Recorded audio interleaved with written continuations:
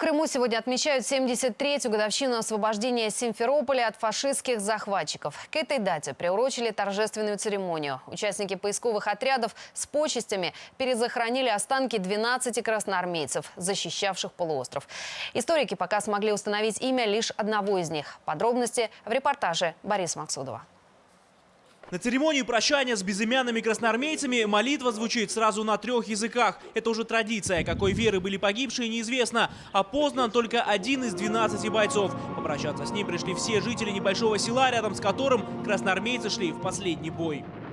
В конце 43-го советская армия только готовилась освобождать полуостров. Чтобы наступать с севера, нужен был подходящий плацдарм. Территорию для этого отвоевывали несколько месяцев. Воевать приходилось в чистом поле, где даже небольшой курган был стратегически важным местом.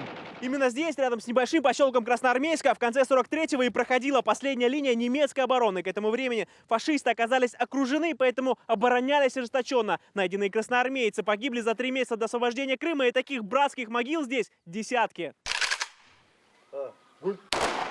Это последняя фотография лейтенанта Ефима Швейбмана. Он погиб 15 ноября 43-го и похоронен в наспех сооруженной братской могиле. Спустя ровно 73 года, 15 ноября 2016-го, его останки обнаружили крымские поисковики. Они же связались с родными. Мы знали, что он погиб в Крыму, потому что еще от бабушки мы застали, была мама их жива.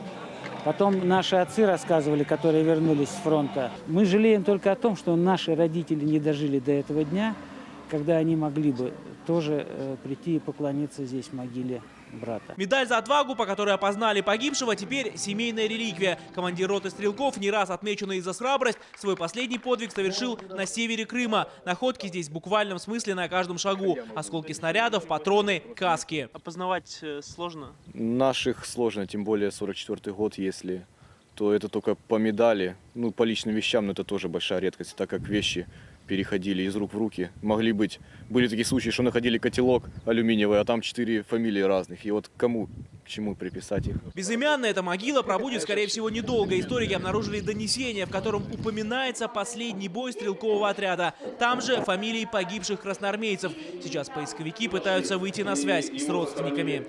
Борис Максудов, Александр Шкарбанов, Максим Володин, ТВ-центр Крым. И на этом пока все. Далее прогноз погоды. Всего доброго и до встречи.